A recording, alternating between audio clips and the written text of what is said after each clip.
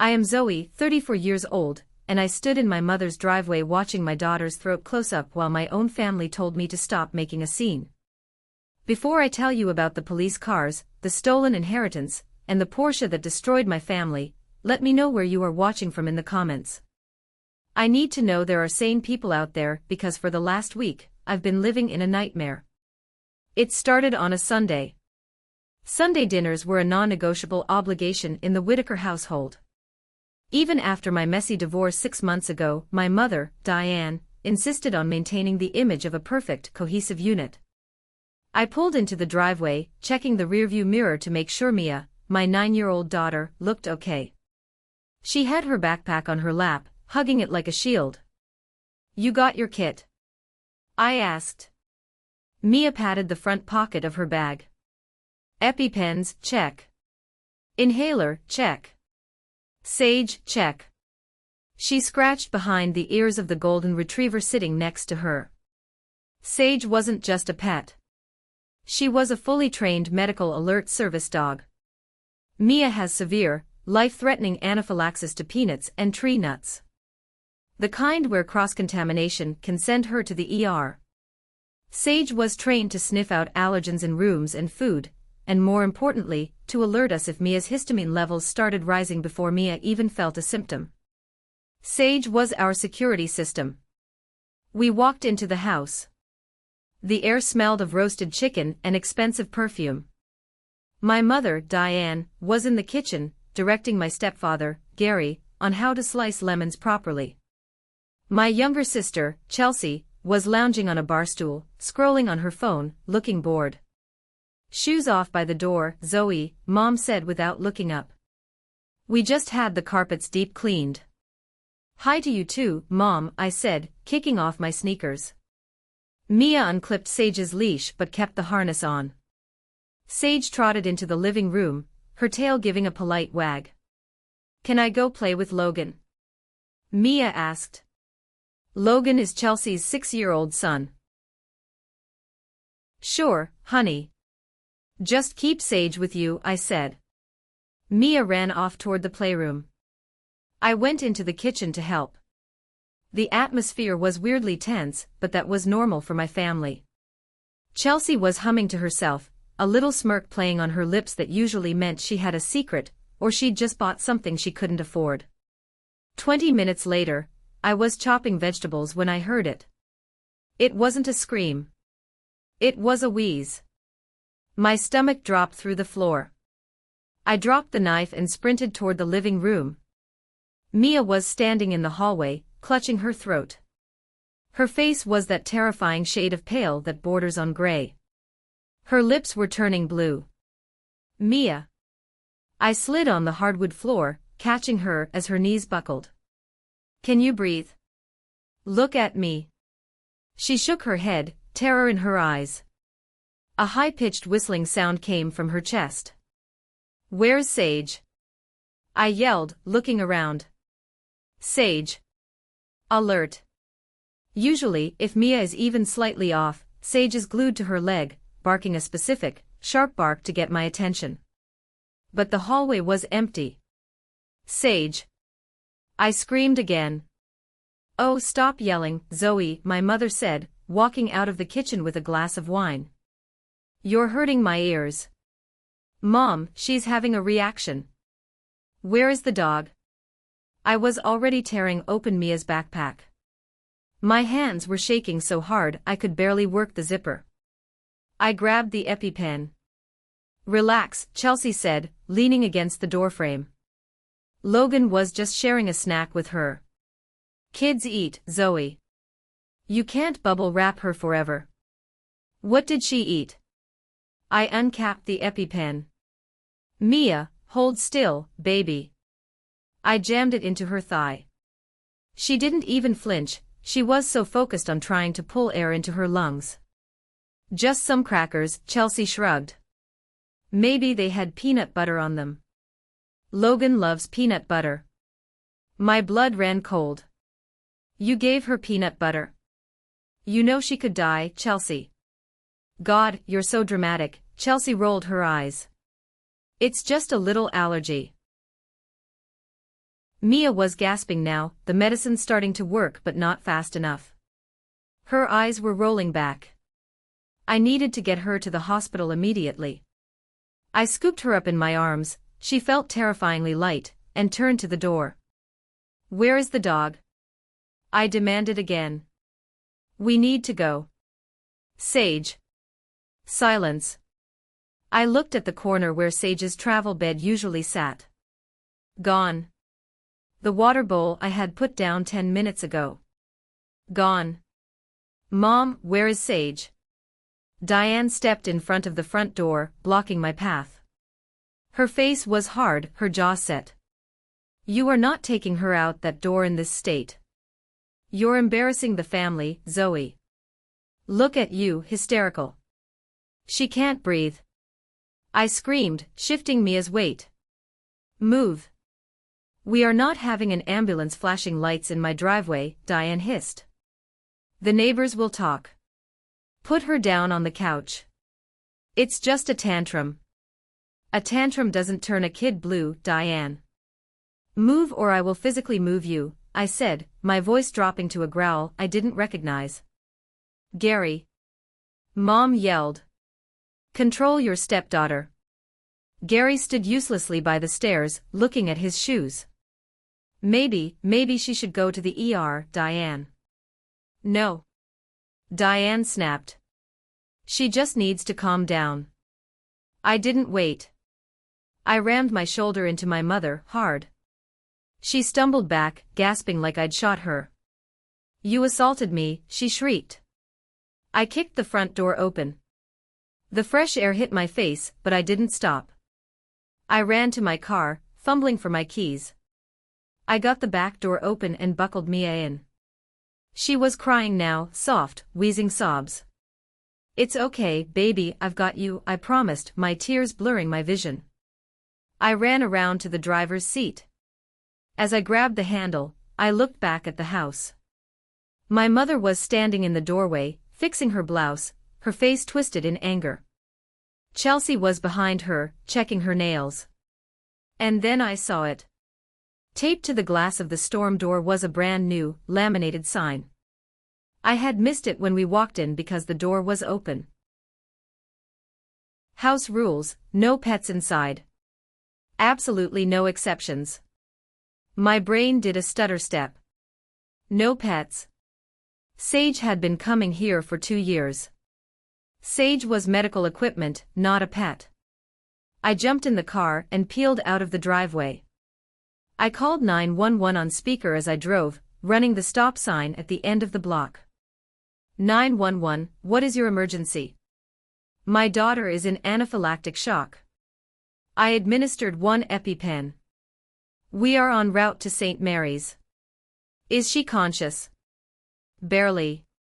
I reached back to squeeze Mia's leg. Stay with me, Mia. Stay with me. The drive was a blur of horn honking and terrifying silence from the back seat. When we hit the ER bay, nurses were already waiting. They swarmed the car. Does she have any other conditions? A male nurse asked as they lifted her onto a gurney. No. Just the allergy. Where is her service animal? He asked, looking around. Usually alerts come in with the patient. I froze. Standing there on the asphalt, with the smell of exhaust and antiseptic filling my nose, the reality hit me like a physical punch to the gut. They didn't just hide the dog. They didn't just lock Sage in a bedroom. The bed was gone. The bowl was gone. The sign was new. My mother and sister hadn't just ignored my daughter's safety. They had engineered this.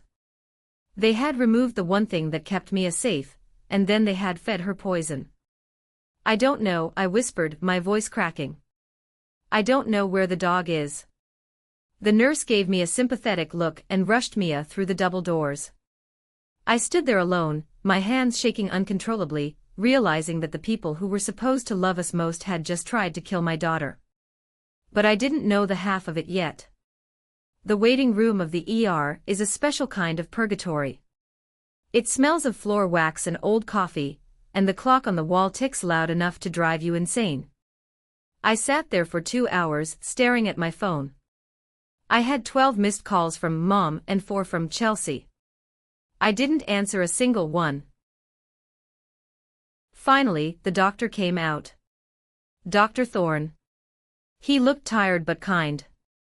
"She's stable," he said. The air rushed out of my lungs in a sob. "It was a severe reaction, Zoe. If you hadn't administered that EpiPen and got her here when you did, well, we'd be having a very different conversation." I nodded, wiping my face with my sleeve. "Can I see her?" "She's drowsy from the meds, but yes. She's asking for you." "And the dog?" My heart broke all over again. I walked into the room. Mia looked tiny in the hospital bed, wires taped to her chest, and 4 in her small hand. Her eyes were puffy, but she was awake. I sat on the edge of the bed and brushed the hair off her forehead. "Hi, brave girl." "Mom," her voice was raspy. "Did Sage get in trouble?"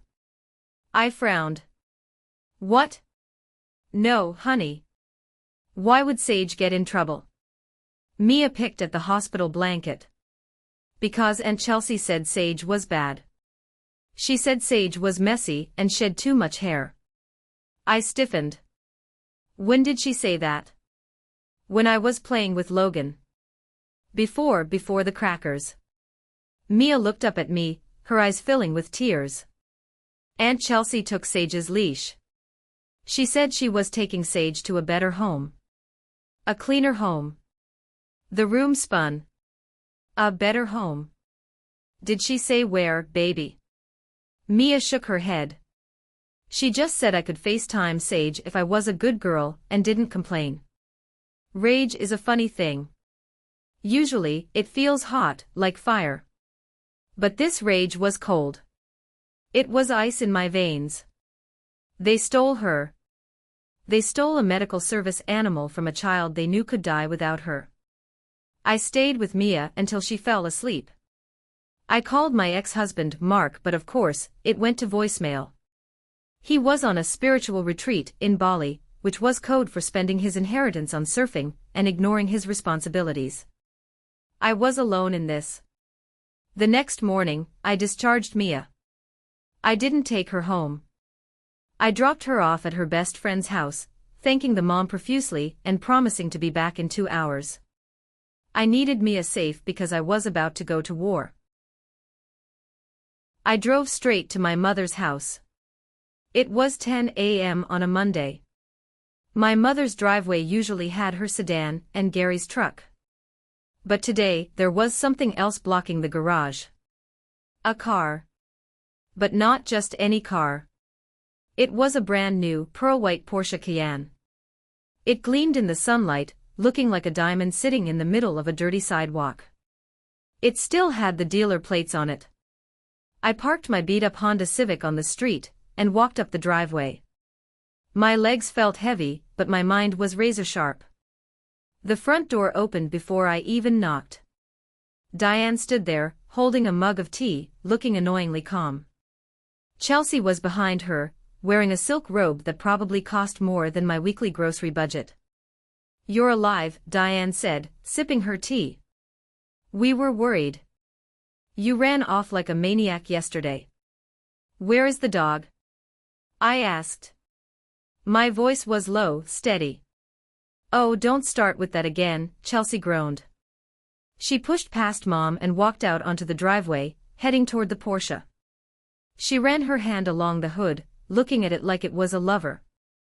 "Isn't she beautiful? Logan and I are going to have so much fun in this." I stared at the car. Then I looked at Chelsea. Then at my mother. It clicked. The math was sickeningly simple. Service dogs like Sage are expensive. With training, certification, and breeding, Sage was worth upwards of $40,000. My grandmother, Nana June, had paid for Sage 2 years ago when Mia was diagnosed. "You sold her," I whispered. Chelsea laughed, opening the driver's door to inspect the leather seats.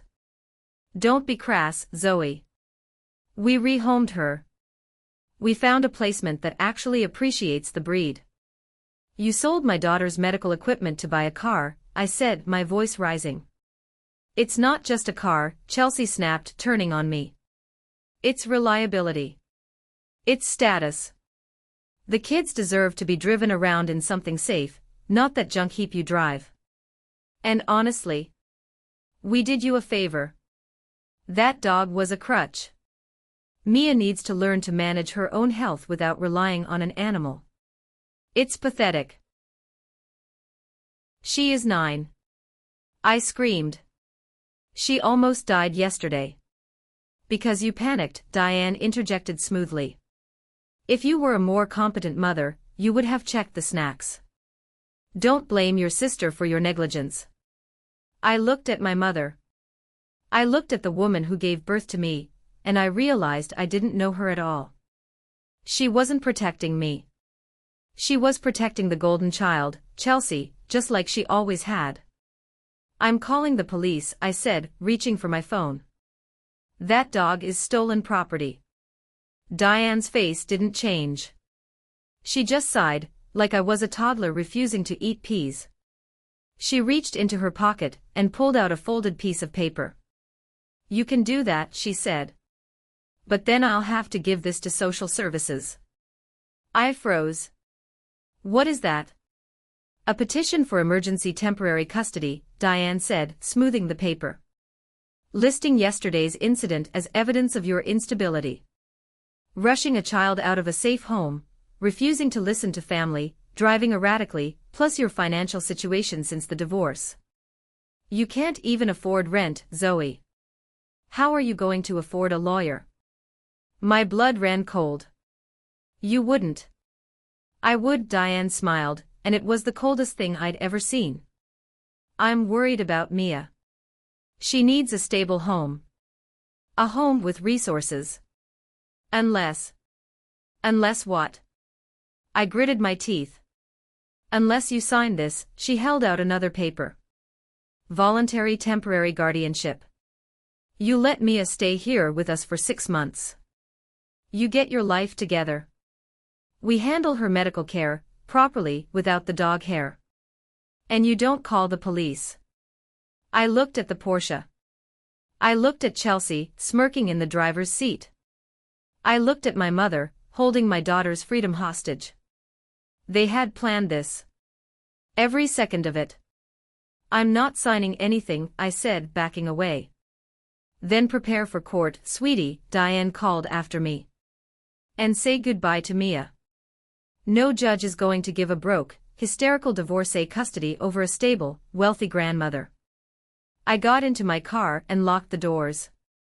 I drove 2 blocks and pulled over, shaking so hard I couldn't breathe. She was right. I had no money. My ex-husband had drained our accounts. I was living paycheck to paycheck. A lawyer would cost thousands I didn't have. But they forgot one thing. They forgot who paid for the dog. I wiped my face, put the car in gear, and turned toward the retirement community on the other side of town. I was going to see Nana June. Nana June lived in the Oaks, a retirement community that looked more like a 5-star resort than a place for old people. Manicured hedges, silent streets, and security guards who looked like they used to be Secret Service. I pulled up to her townhouse. Nana June was 85, but she was sharp as a tack. She was the one who built the family wealth, the one who started the real estate business that my father had run, and that my mother, Diane, was currently draining dry. I let myself in with the spare key. Nana. She was in her sunroom, reading the Wall Street Journal with a magnifying glass. She looked up, her blue eyes piercing. You look like hell, Zoe, she said. She didn't do small talk. I collapsed onto the floral sofa opposite her. They took Sage. Mom and Chelsea. They sold her. Nana June didn't gasp. She didn't clutch her pearls. She just slowly folded the newspaper and placed it on the table. I know, she said. I blinked. You know. Diane called me last night, Nana June said, her voice dry. She was bragging. Said she finally fixed the Mia problem and helped Chelsea get reliable transportation in the same stroke. She thought I'd be pleased she was showing initiative. My stomach turned. Nana, Mia ended up in the ER. They fed her peanuts. For the first time, Nana June's expression cracked. Her lips thinned into a white line. Diane didn't mention that part. They're threatening to take Mia, I said, the tears finally spilling over. Mom says I'm unstable. She says I can't afford a lawyer. Nana, I don't know what to do. That dog. Sage was everything. Nana June stood up. She walked over to a heavy oak cabinet in the corner of the room. She spun the dial on a safe and pulled out a thick leather binder. Zoe, stop crying. It ruins your makeup and solves nothing, she commanded. She dropped the binder on the coffee table. It made a heavy thud. What is this? This, she tapped the cover, is the Mia Heart Benefit Trust. I frowned. I thought you just paid for things. I didn't know there was a formal trust. I don't hand out cash, Zoe. I invest. Nana June opened the binder. When Mia was diagnosed, I set up this trust to cover her medical needs, her college fund, and her support systems. That includes the dog. She flipped to a page with a red tab. Read paragraph 4. I leaned in. Asset designation. The canine known as Sage Microchip ID #ending in 9928 is the sole property of the trust. Any transfer, sale, or reoming of said asset without the express written consent of the trustee, June Patterson, constitutes felony theft and embezzlement. I looked up, hope blooming in my chest. Wait. So Diane didn't have the right to sell her. Diane doesn't have the right to sell a used napkin if it belongs to this trust, Nana June said. She thinks Sage is just a pet. She thinks she's the head of this family because I let her play house. She's about to learn she's wrong. Nana June picked up her landline phone. She didn't dial 911. She dialed a number from memory. Andrew. It's June. Clear your afternoon.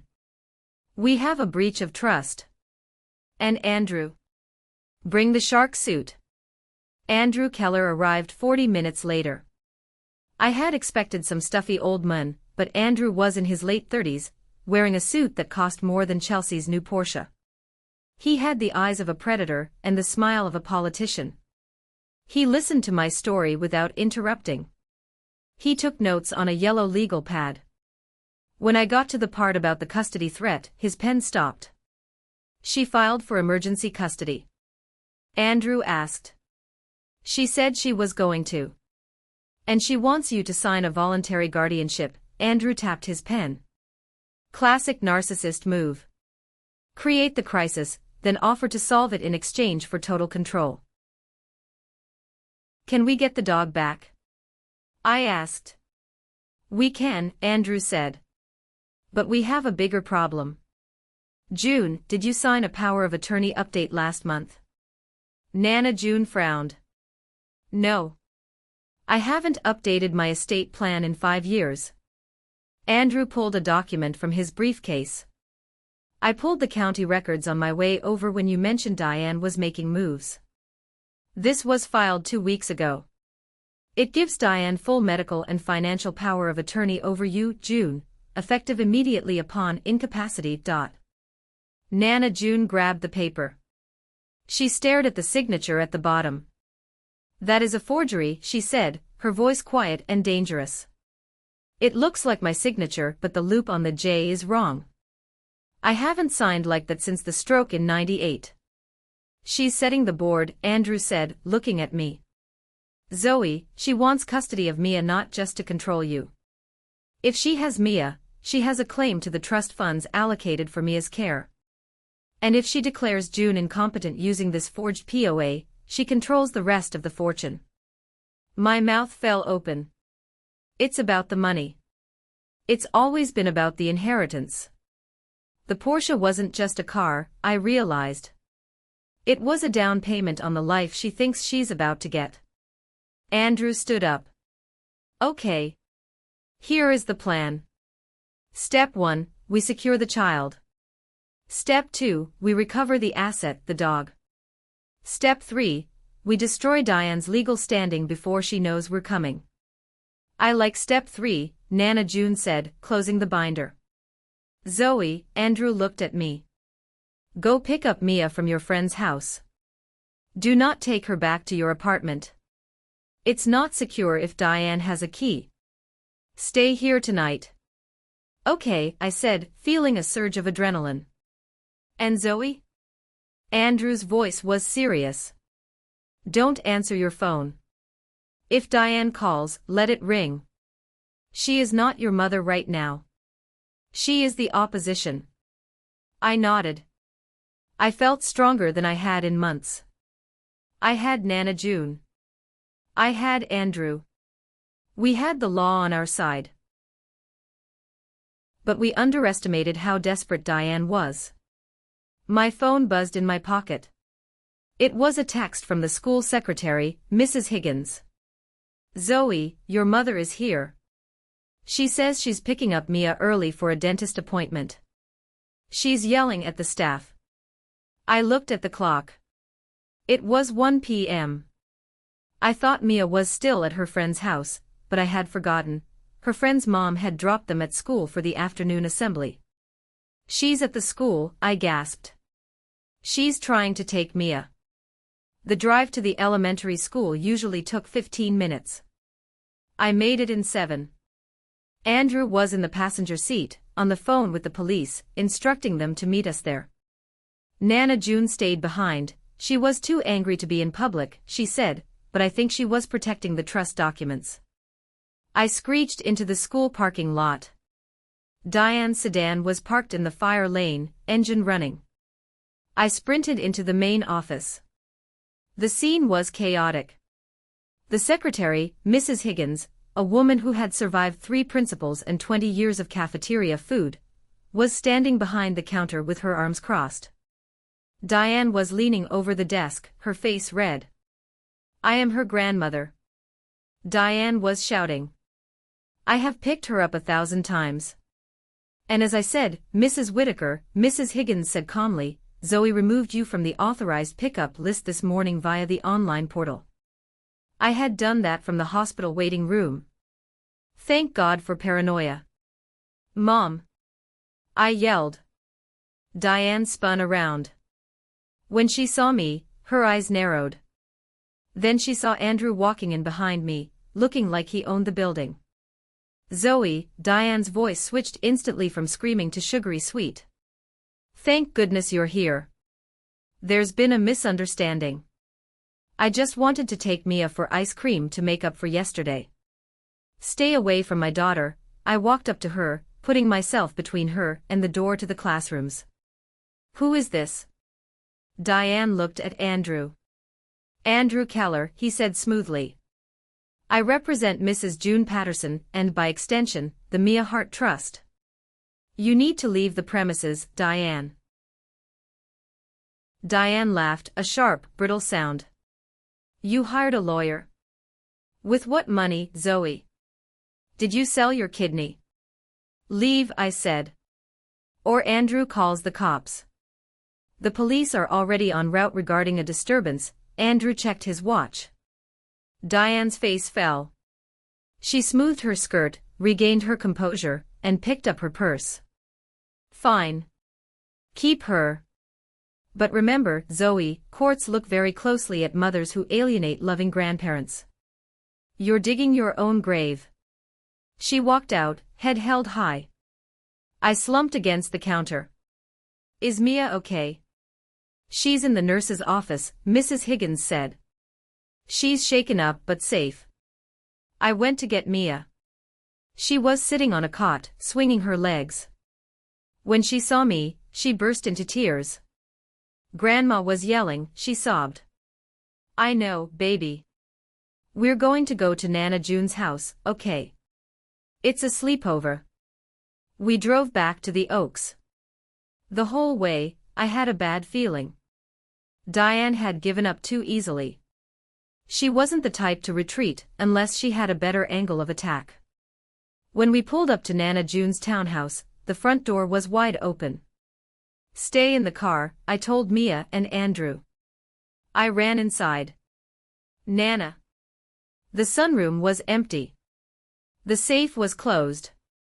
The binder was gone. The coffee cup Nana had been drinking from was spilled on the rug. "Andrew!" I screamed. He came running in. We searched the house. No Nana June. My phone rang. It was Gary, my stepdad. I put it on speaker.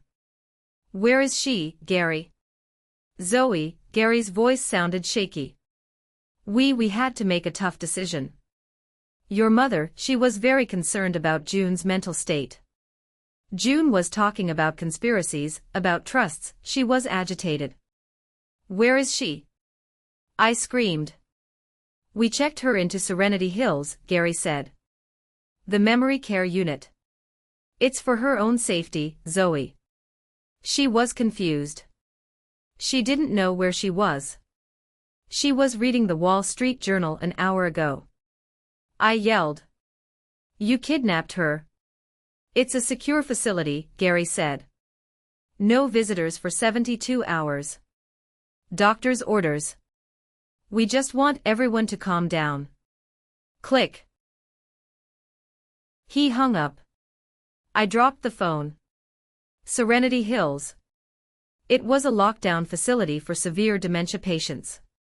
Once you were in, you couldn't check yourself out. You needed a guardian. And thanks to the forged power of attorney, Diane was that guardian. "They locked her away," I whispered. "To stop her from testifying about the trust." Andrew was already typing furiously on his phone. "This is kidnapping. Fraud. False imprisonment. I'm getting a judge on the line. Zoe, look at me. We are going to get her out." Mia walked into the room. She was holding a small, crumpled wrapper she had found on the floor. "Mom," she said, her voice trembling. "Not now, honey, we have to find Nana." "Mom, listen," Mia tugged my shirt. I remembered something. I looked down at her. "What?" "About the crackers. Yesterday." I knelt down. "What about them?" "Logan didn't want to give me the cracker," Mia whispered. "He said it was his." "But Aunt Chelsea," she whispered to him. The room went deadly silent. "What did she whisper, Mia?" "She told him to share. She said, give it to Mia. Let's see if she's really sick, or if she's just a faker like her mom. She told him to do it, Mom." My vision tunneled. It wasn't negligence. It wasn't an accident. Chelsea had weaponized her own 6-year-old son to poison my daughter, just to prove a point. Just to prove that I was overprotective. And now they had my grandmother locked in a cell, and my dog sold to a stranger. Something inside me snapped. The fear evaporated. The sadness evaporated. All that was left was a cold, hard need for destruction. "Andrew," I said, standing up. "Get the judge. Get the police. We're not just getting Nana out. We're burning their whole kingdom down." "Where are you going?" Andrew asked, seeing the look on my face. "I'm going to find my dog," I said. "And I know exactly how to do it." Finding the dog wasn't hard. Narcissists have a fatal flaw: they need an audience. I pulled up Instagram. Chelsea blocked me years ago, but she didn't block Andrew. We sat in Nana June's kitchen, which felt empty and cold without her, and scrolled through Chelsea's feed. And there it was. Posted 20 minutes ago. A story update. So blessed. New car, new vibes. Come celebrate with us tonight. Barbecue and bubbly. Hashtag Porsche Life, hashtag Key, and hashtag blessed in the background of the video, past Chelsea's manicured hand holding a glass of champagne, was the backyard. And tied to the leg of the patio table, looking miserable and confused, was Sage. She kept the dog, I said, pointing at the screen. She didn't sell her to a stranger. She kept her. Why would she do that? Andrew asked. It's incriminating. Because Chelsea is lazy, I said. She probably found a buyer but hasn't shipped her yet. Or maybe she thinks a golden retriever looks good next to the Porsche. It's an accessory. Andrew stood up. I just got the emergency writ from Judge Harris. The police are meeting us at Serenity Hills to extract June. Then, we go to the party. The extraction of Nana June was swift and brutal. We met Officer Miller at the facility. When the administrator tried to waive the power of attorney in our faces, Andrew slapped down the court order proving the POA was contested and likely fraudulent. They brought Nana June out. She wasn't wearing her signature pearls. She was wearing a hospital gown over her clothes, and she looked furious. It took you long enough, she snapped at Andrew as she walked out the sliding doors. The jello in there is a crime against humanity. Are you okay, Nana? I hugged her. She felt frail, but her grip was strong. I am angry, Zoe. There is a difference. She looked at the police officer. Officer, I would like to report a theft. And a kidnapping. And I believe my granddaughter is holding a party on my dime right now. We're going there now, ma'am, Officer Miller said. We rolled up to my mother's house in a convoy. My Honda, Andrew's BMW, and 2 squad cars. The party was in full swing. String lights were twinkling in the twilight. Music was playing. I could see neighbors and friends, people I had grown up with, holding drinks and admiring the white Porsche parked prominently in the driveway. We parked. The music didn't stop, but the conversation did. People turned to look as the police stepped out. I got out first. I walked straight past the Porsche, up the driveway. Mom! Chelsea yelled, spotting me. She's here to ruin it. I told you. Diane came rushing out of the house, a fake smile plastered on her face, trying to intercept the police. Officers! Is there a problem? My daughter is having a bit of a mental health crisis, we've been trying to help her. Then Nana June stepped out of Andrew's car. The color drained from Diane's face so fast she looked like a corpse. Mother! Diane whispered. You should be resting. And you should be in handcuffs, Nana June said, her voice carrying across the silent yard. Officer, that vehicle, she pointed her cane at the Porsche, was purchased with proceeds from the theft of trust property. Seize it. Wait. Chelsea screamed, running over to the car as if she could physically block the police. This is my car. It's in my name. And the dog? I asked, walking toward the backyard. You can't go back there. Diane grabbed my arm. I ripped my arm away. Don't touch me. I walked into the backyard. There she was. Sage. She was tied to the table with a piece of rope, not her leash. She was panting, no water bowl in sight. Sage. I called. Her ears perked up. She let out a bark and pulled against the rope. I ran to her, untying the knot with trembling fingers. As soon as she was free, she jumped on me, licking my face, whining. I buried my face in her fur, smelling the familiar scent of dog shampoo and safety. I've got you, I whispered. I've got you. I walked Sage back to the front yard. The party guests were watching in horrified silence. The illusion of the perfect Whittaker family was shattering in real time. Andrew was handing Diane a stack of papers. Diane Whittaker, you are served. Emergency revocation of POA. Restraining order for Zoe and Mia. And a notice of intent to sue for misappropriation of funds. This is ridiculous, Diane hissed, looking around at her neighbors. It's a family misunderstanding. My mother is confused. I am not confused. Nana June stepped closer to Diane. I know exactly what you did. You forged my name. You locked me away. And you let your daughter poison my great-granddaughter. The crowd gasped. Poison? Gary spoke up from the back, holding a spatula. What poison? The peanut butter, I said, looking straight at Chelsea. Chelsea crossed her arms, leaning against her Porsche.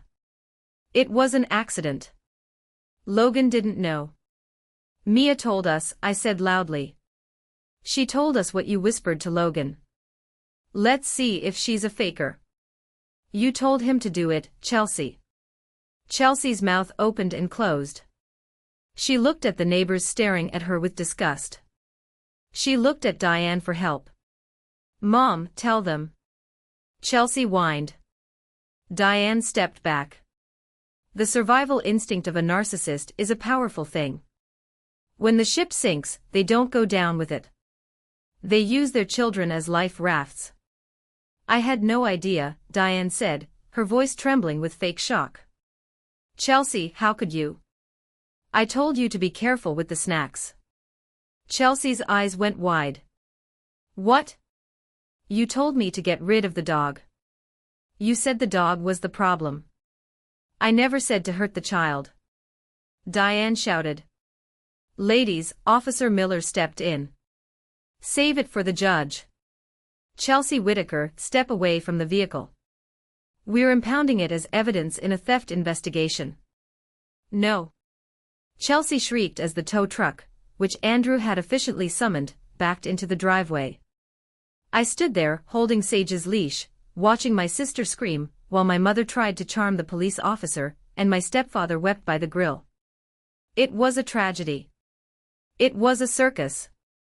But for the first time in my life, I wasn't the one cleaning up the mess. Let's go home, Zoe, Nana June said, turning her back on her daughter. I believe we have a sleepover to attend. We drove away as the tow truck hooked up the Porsche. In the rearview mirror, I saw the flashing lights of the police cars illuminating my mother's furious, defeated face. The fallout was swift, messy, and absolute. We stayed at Nana June's house that night. We ordered pizza. Mia slept in the middle of Nana's king-sized bed, with Sage curled up at her feet. For the first time in days, I slept without waking up in a cold sweat. The next morning, the legal machinery that Andrew had set in motion began to crush my mother and sister. The judge granted the permanent restraining order. Diane was barred from coming within 500 feet of Mia, me, or Nana June. The Porsche was gone. It turned out Chelsea hadn't even bought it outright, she had leased it using a substantial down payment from the sale of Sage, which was actually a transfer fee she pocketed from a shady breeder who thought he was buying a breeding dog. When the police seized the dog back, the breeder demanded his money back. Chelsea, of course, had already spent it on the lease initiation and a celebratory shopping spree. She was facing fraud charges. The car was repossessed by the dealership due to the criminal investigation invalidating the contract. But the real blow came for Diane. Nana June didn't just revoke the POA. She audited the books. It turned out Diane had been siphoning money from Nana's accounts for years to fund Chelsea's lifestyle and cover Gary's bad investments. It wasn't just the dog. The dog was just the tip of the iceberg. She's going to lose the house, Andrew told us a week later, sitting at Nana's kitchen table. Diane took out a second mortgage to pay back the funds she borrowed to avoid jail time for embezzlement. If she misses a payment, the bank forecloses. Good, Nana June said, sipping her tea. She looked 10 years younger now that she was back in control. I looked at Mia. She was in the garden, throwing a ball for Sage. She was laughing. She wasn't wheezing. She wasn't scared. I realized then that I had spent my whole life afraid of my mother. Afraid of her judgment, her anger, her ability to twist reality. But she wasn't a monster under the bed. She was just a sad, greedy woman who had overplayed her hand. I walked outside and sat on the grass next to Mia. "Mom," Mia said, breathless. "Sage is really happy." "I know, baby." "Is Grandma mad?" Mia asked, her smile fading a little. I pulled her into my lap. "Grandma is facing the consequences of her actions. And that's not your fault." "It's never your fault." Mia nodded. She reached into her pocket and pulled out a drawing. "I made this for Nana," she said. It was a picture of a house. In the window were 4 stick figures, me, Mia, Nana June, and Sage. There was a big sun in the sky. There was no Portia. There was no Grandma Diane. "It's perfect," I said, kissing the top of her head. My phone buzzed. It was a notification from my bank app. Deposit received, $50,000 reference, consulting fee. I frowned and looked at Nana June through the window. She winked and raised her teacup. She had hired me as the manager of her estate, giving me a salary that meant I never had to worry about rent, or my mother's threats, ever again. I took a deep breath. The air smelled like fresh-cut grass and freedom. The silence that followed the raid on my mother's house was heavy, but for the first time in my life, it didn't feel threatening. It felt like a fortress. For the next 3 weeks, Nana June, Mia, and I lived in a bubble of peace at the Oaks. We established a new routine. I would wake up, make coffee in Nana's sun-drenched kitchen, and watch Mia practice her breathing exercises with Sage.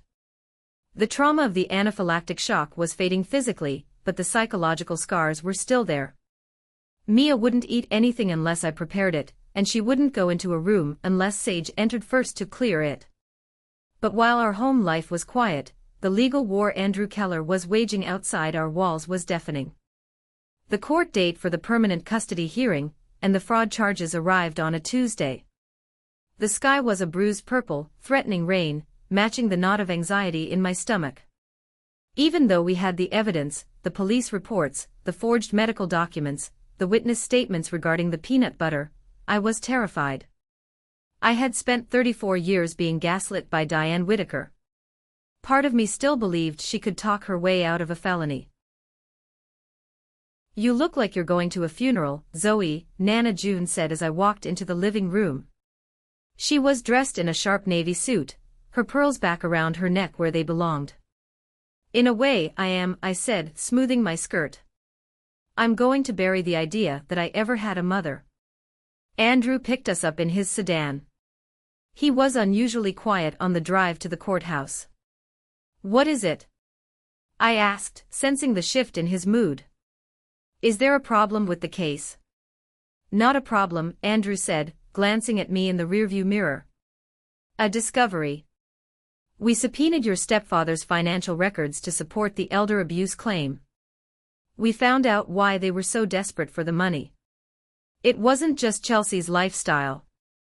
"What was it?" "Gary," Andrew said. "He's been day trading. Badly. And he's been borrowing from loan sharks to cover the margins. They weren't just trying to steal from the trust to buy a Porsche, Zoe.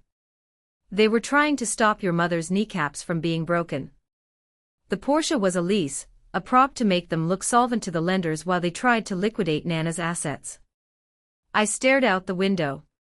My stepfather, the quiet man who stood by the grill and wept, had gambled away their security. And my mother had decided that selling my daughter's safety was the only way to fix it. We entered the courtroom. Diane and Gary were already there. They looked like husks of the people they had been at the party. Gary was gray-faced, his hands shaking violently on the table. Diane was trying to maintain her composure, wearing a modest cardigan and a cross necklace I had never seen her wear before. Chelsea was absent. Andrew told me her own lawyer had advised her to stay far away from her mother to avoid conspiracy charges, though it was likely too late for that. The proceedings were brutal. Diane's lawyer, a court-appointed defender because they could no longer afford their private firm, tried to paint the narrative of a misunderstanding. He argued that Diane was a concerned grandmother who acted in haste to protect a fragile child from an overwhelmed mother. Then, Andrew stood up. He didn't yell. He didn't pace. He simply laid out the timeline. He played the recording of the 911 call, where I was screaming that they had hidden the dog. He presented the affidavit from the ER doctor confirming the severity of the reaction and the presence of peanut residue. He showed the "no pets" sign. He showed the Instagram post of the Porsche with Sage tied in the background. But the nail in the coffin was the trust document. "Your Honor," Andrew said, holding up the binder. "This wasn't a family dispute over a pet. This was a calculated liquidation of a protected asset belonging to a medical trust." And the motive? Andrew projected a spreadsheet onto the court monitor. It was a list of Gary's debts, totaling over $400,000. They needed access to the Mia Hart Benefit Trust, Andrew explained.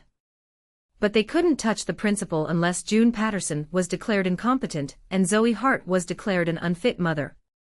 If they achieved those two things, Diane Whitaker would become the trustee. They didn't care if Mia stopped breathing.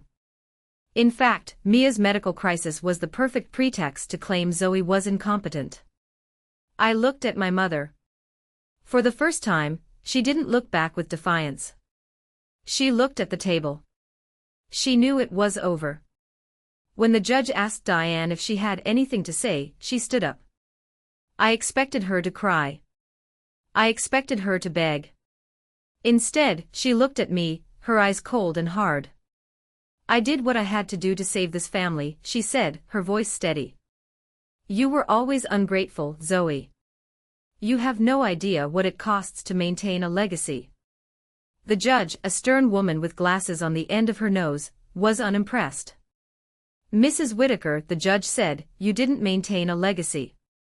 You cannibalized it." The gavel banged. It sounded like a gunshot.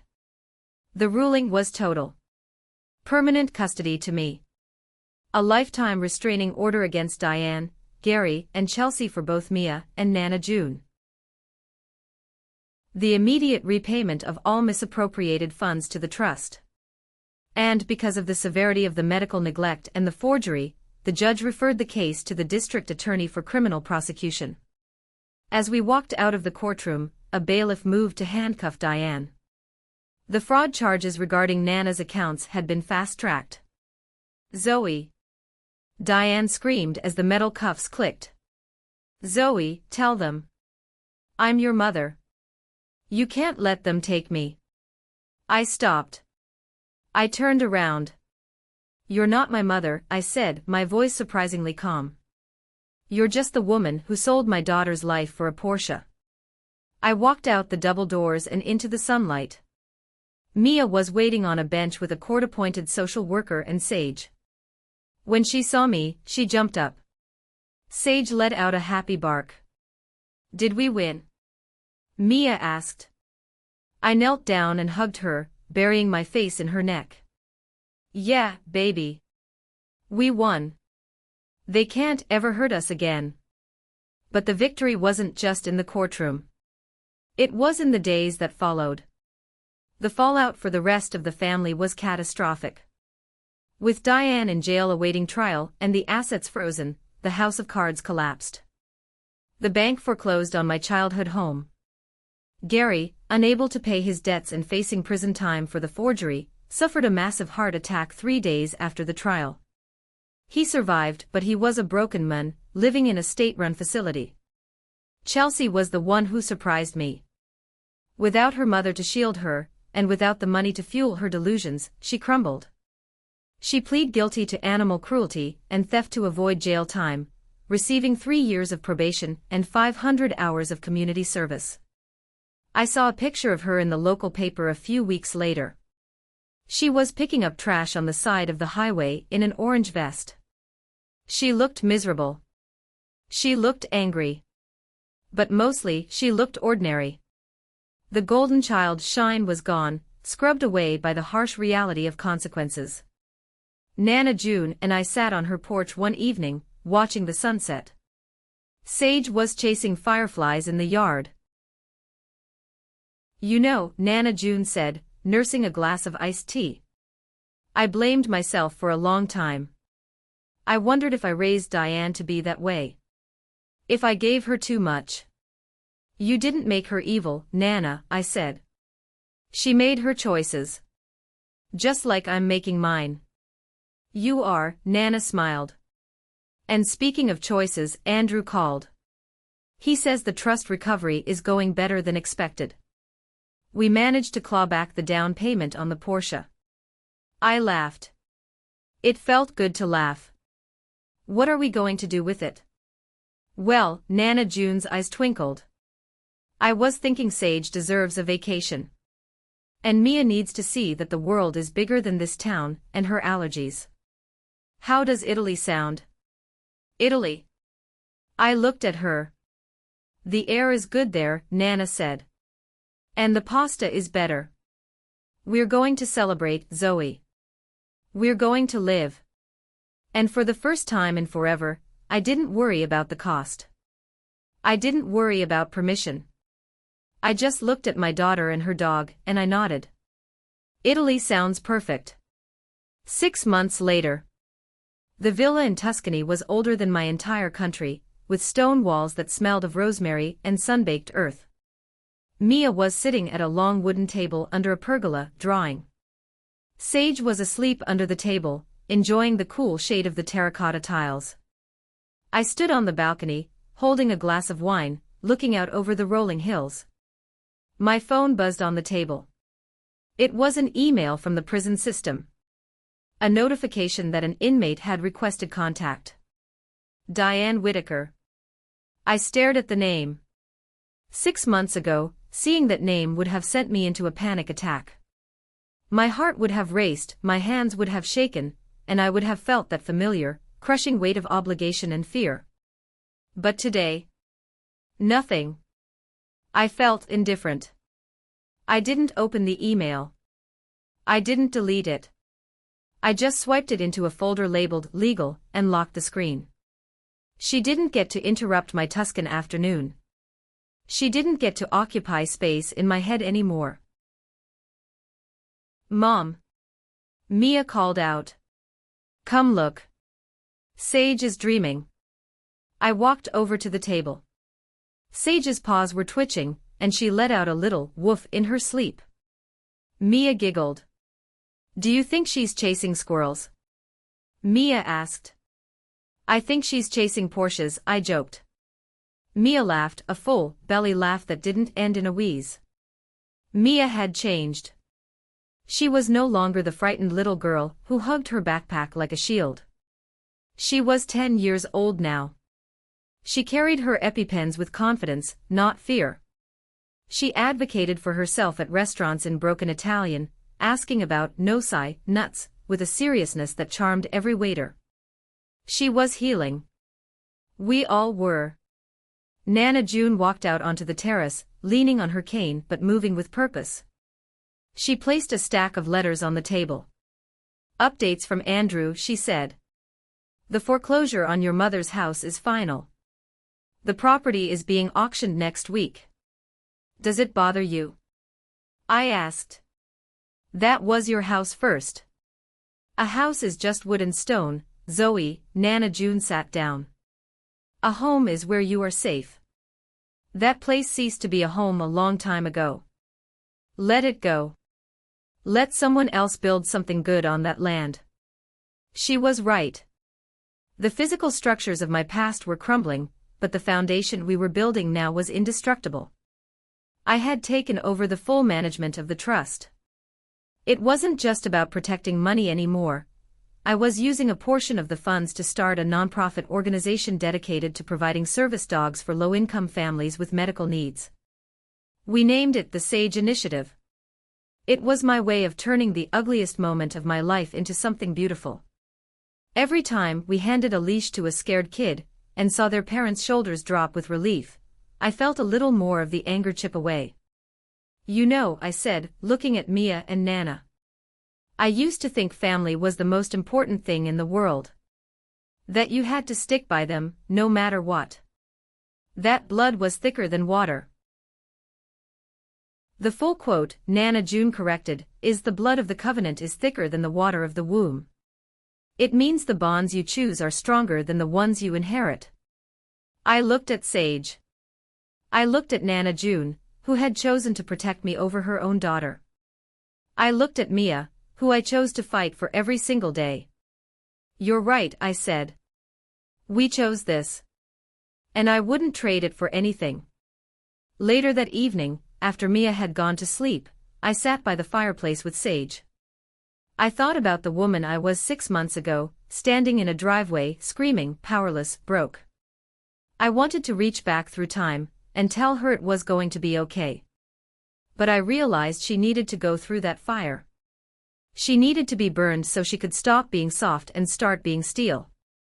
My mother tried to use my daughter as leverage. She thought my love for Mia was a weakness she could exploit. She thought my financial dependence was a leash she could pull. She was wrong.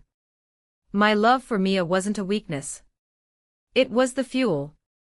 It was the weapon.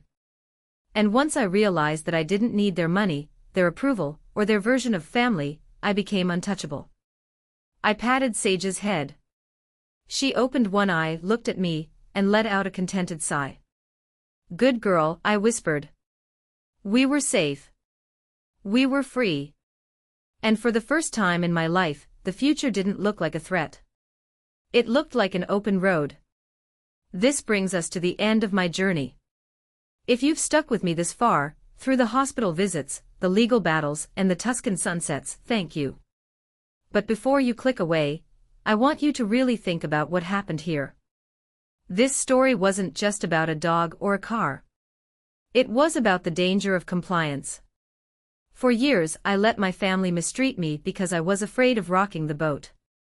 I was afraid of being difficult. I thought that if I was just nice enough, quiet enough, and helpful enough, they would eventually treat me with respect. I was wrong. Toxic people do not change because you are nice to them. They change their tactics to exploit your niceness.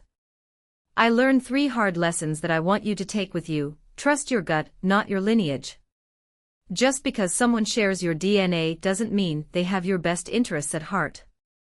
If something feels wrong, like a missing dog bowl, or a whisper to a child, listen to that instinct. It is your survival mechanism. Financial independence is freedom. My mother controlled me because she thought I had nowhere else to go.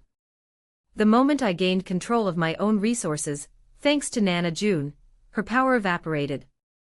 Never let anyone hold your livelihood hostage. Protect the vulnerable at all costs. My mother and sister viewed Mia and Sage as objects to be moved, sold, or used. Real love is protection. If you are the only thing standing between a child, or an animal, and a predator, you do not move. You do not negotiate. You fight. I want to hear from you. Have you ever had to cut off a family member to protect your peace? Or maybe you've had to fight for someone who couldn't fight for themselves. Leave a comment below with the word "good" if you agree that boundaries are necessary, or share your own moment of truth when you realized you had to walk away. Your stories help me. They remind me that I'm not the only one who had to burn a bridge to light the way home. Don't forget to like this video and share it with someone who might need to hear that it's okay to choose yourself. Until next time, stay safe, hold your loved ones close, and never, ever apologize for protecting your peace.